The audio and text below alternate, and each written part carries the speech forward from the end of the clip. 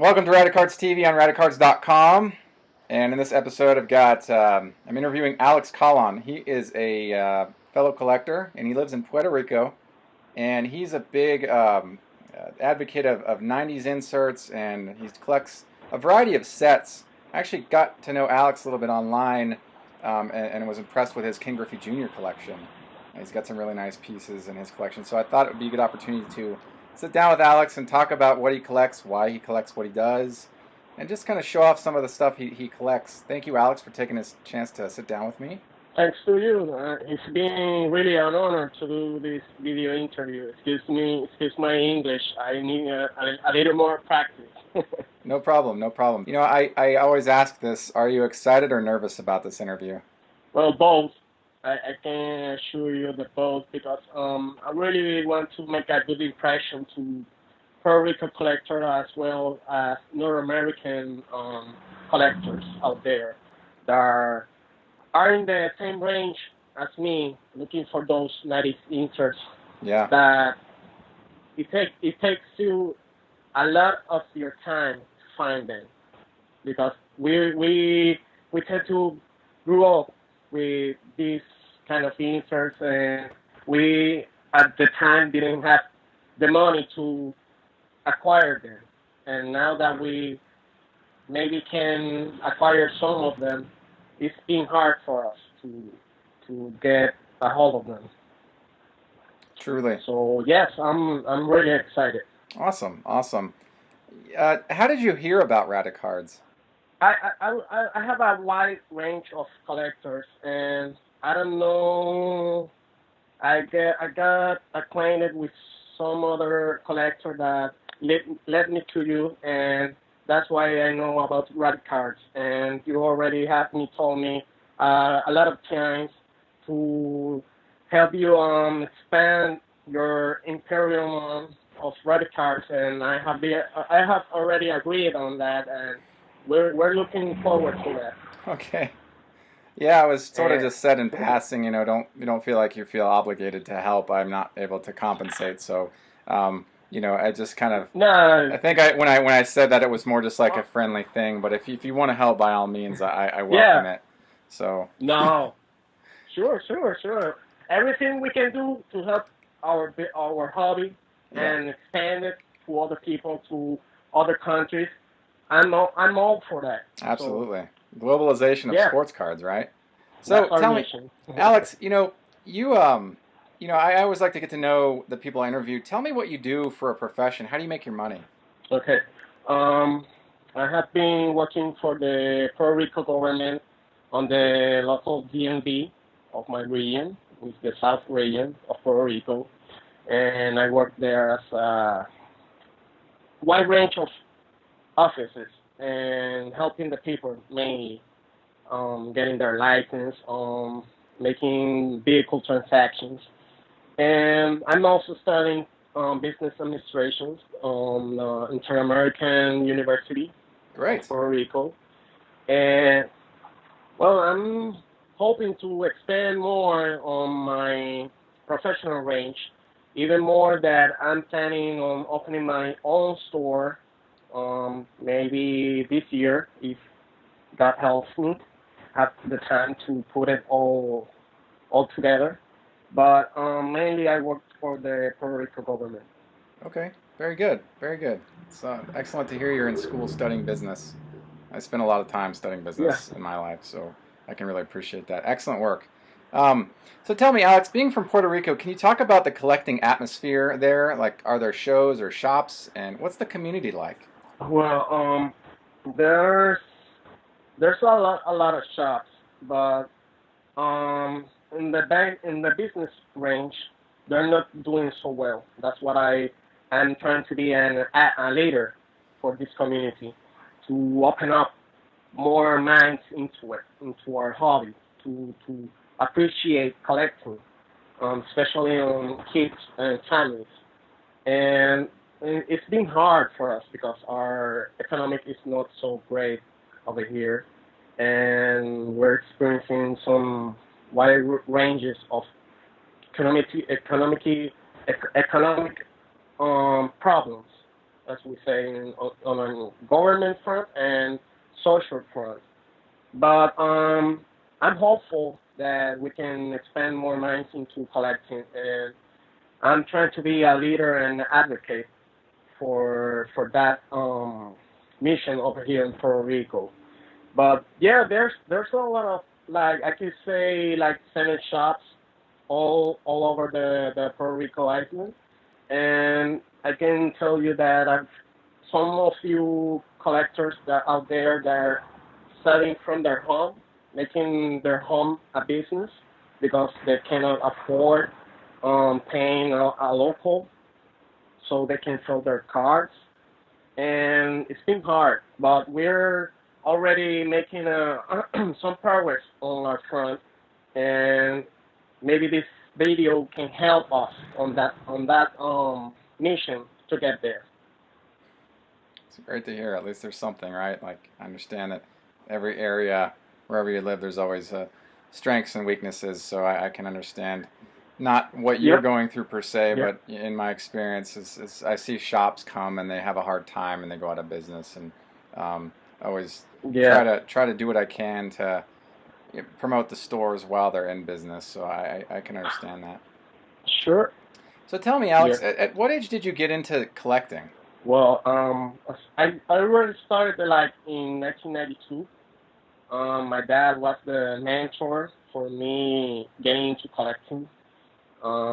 He told me how to arrange cards, how to protect them, how valuable they can be.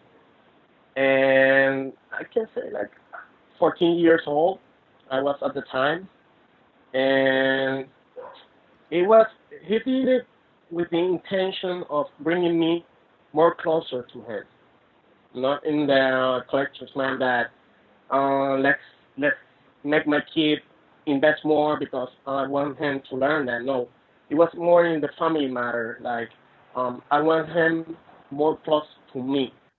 Um, as being only child, so you can expect that daddy wants you more closer to him than being closer to mommy.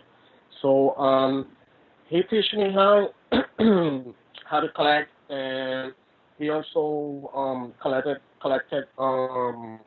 small bills um, and Federal Reserve notes, coins, way before I even was born. And he always had that tendency to collect, and he teach me that art of collecting, but well, not in the U.S. notes, but in the sport cards era.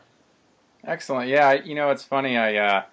Before I got into card collecting, I was a coin and stamp collector as a really young kid, and I still have the stuff I acquired in the early '80s when I was collecting that stuff, and it just takes me back to my youth, really long time ago, and that got me interested in organizing and archiving and researching and collecting, and I can really appreciate those times. So I totally get Yep, that. So tell me, Alex, I know you're a set collector. And, you're also a Griffey yep, Junior collector. I know that you collect high-end Griffey cards. Um, but you're yeah, kind of known to collect certain types of high-end sets. I know you were working on the 94 SP Red Hollow View die cut some years ago. And you had mentioned previously yep. you put together a couple of those over the years. Is that correct? Well, yes, yes, but I I sold them Yeah. because I lose mainly interest in them because there are just so many out there.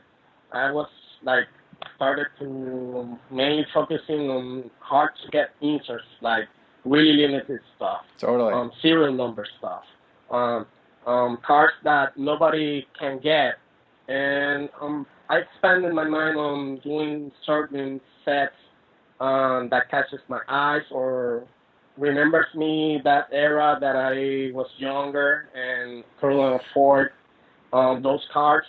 And now that I can afford them, well, I'm starting to get them.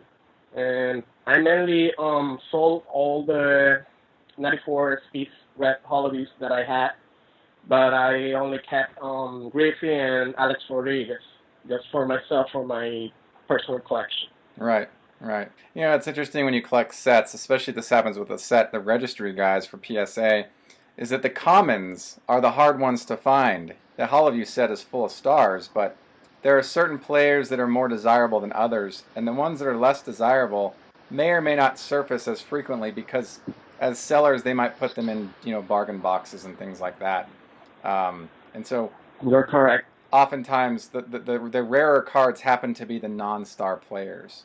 Can You're you talk correct. about 3 sets that you're working on right now? Sure. Well, let me start with this set was like I came aware 1999, not the starting year of them.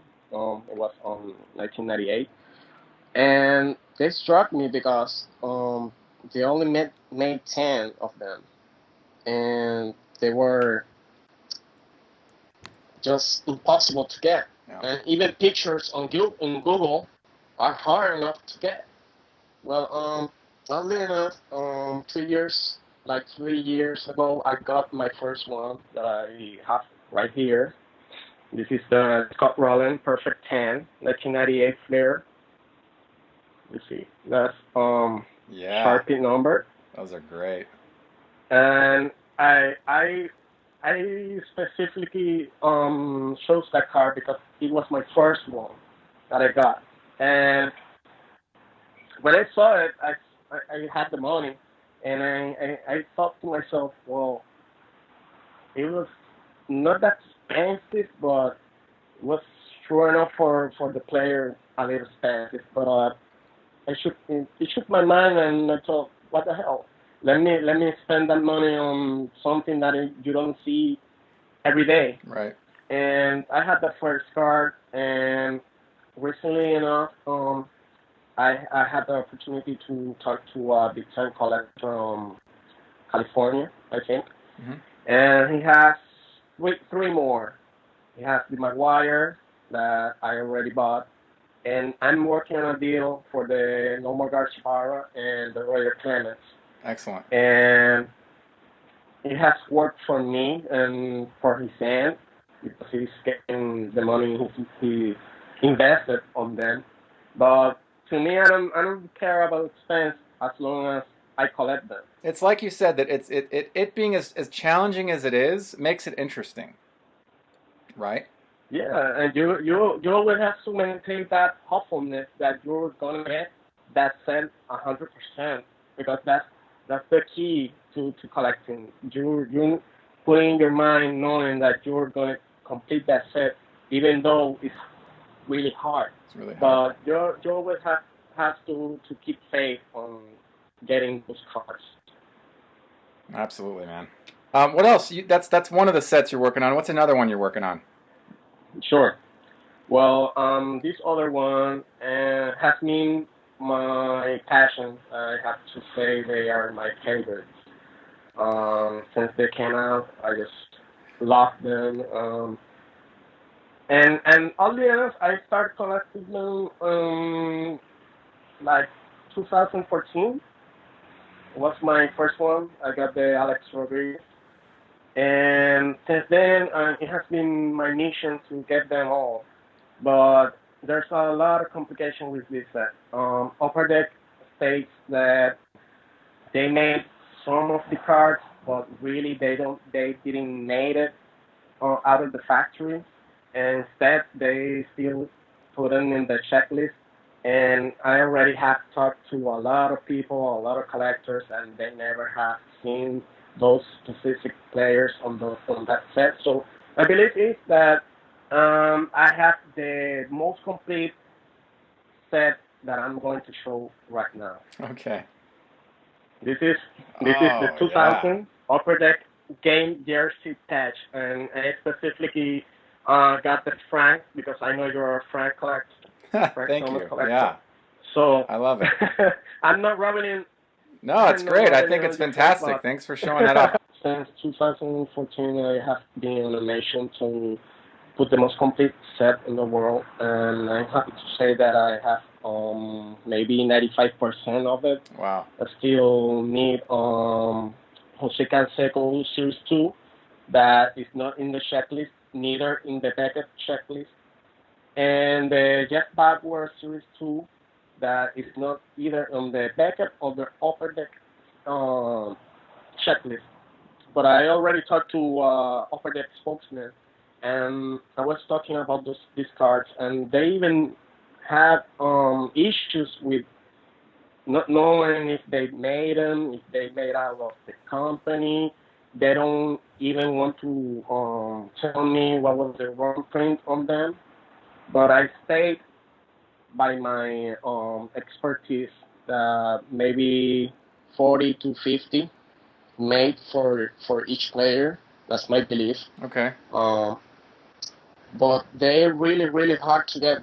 It not just because they're limited, because they may be sold packs or boxes, or they are hoarded in other collections.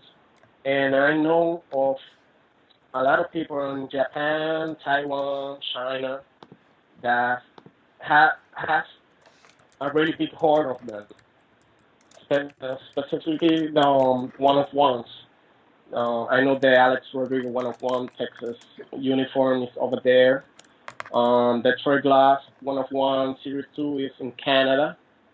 I have the Grand Maddox Series 2 one of one. Wow. And I know one other collector that has the Tony Gwynn, Jeff Bauer, and I believe the Ken Griffey, not the Seattle, but the Reds one of one.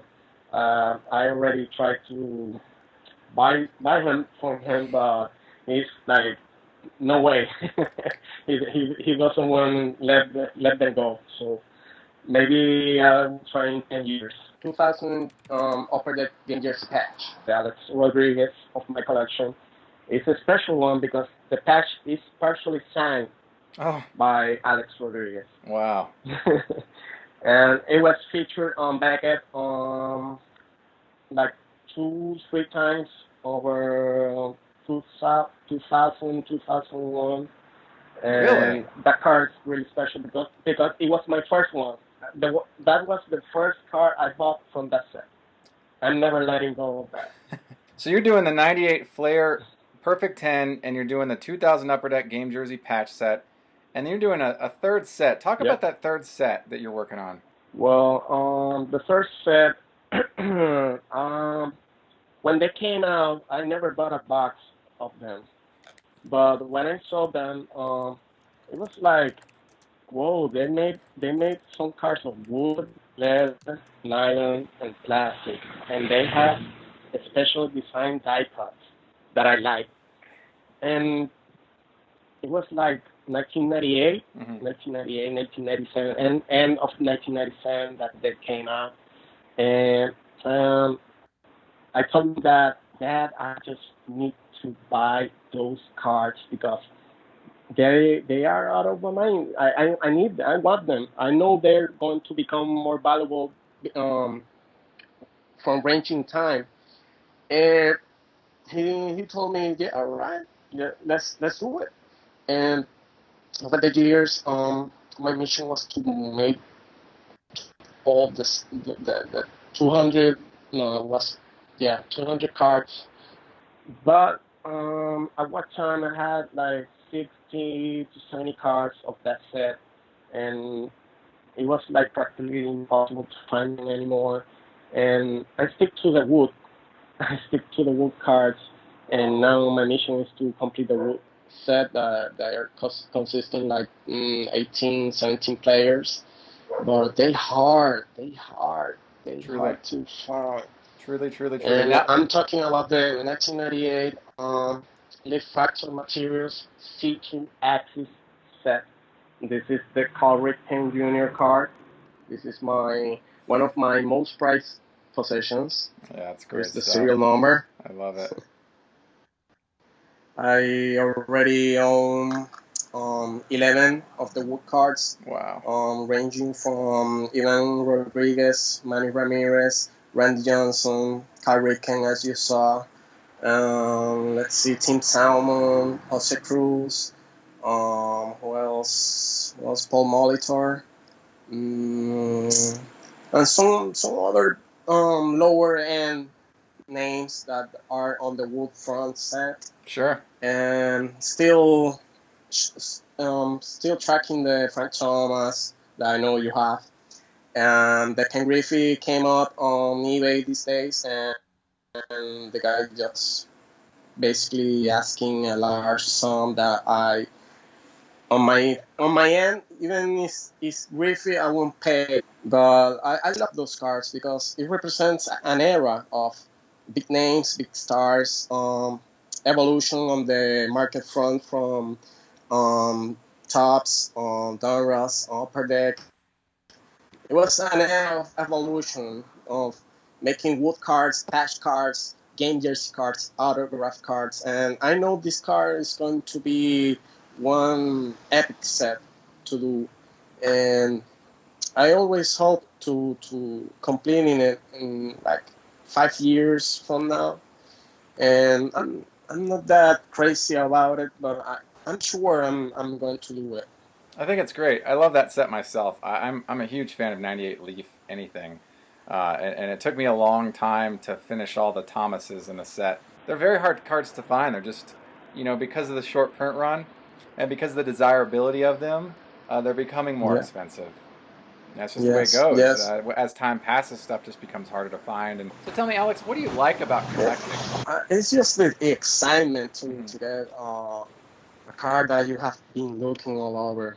Just that you have that precise moment and you have it in your hands, or you had it or have it on eBay, and you just have to click the buy it now, and it's just like excited that you're expecting that mail every day until you get that card in your hand, and just put it in your bookcase, or put it on a I don't know, whatever, putting it on display.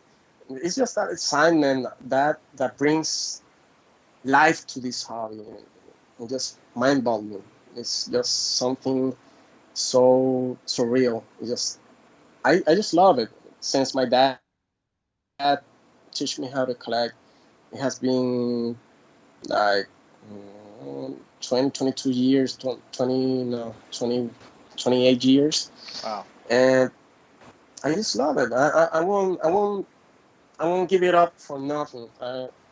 Maybe you can have hard times on your life, Yeah. maybe being laid off, but I'm always gonna keep collecting, even though you have different social situations or life situations, because it just it just it even relieves your stress from from time to time, because it's just something that's special, Yeah. that you can relate to, that you can I don't know, like, you can follow your player and just start from scratch collecting him, and maybe there's like 10,000 cards of him, but your mindset is, okay, I'm gonna collect all of them. When you're at your peak, you say, oh no, I'm just going to collect from this year, from that year. And that's my experience with Griffey.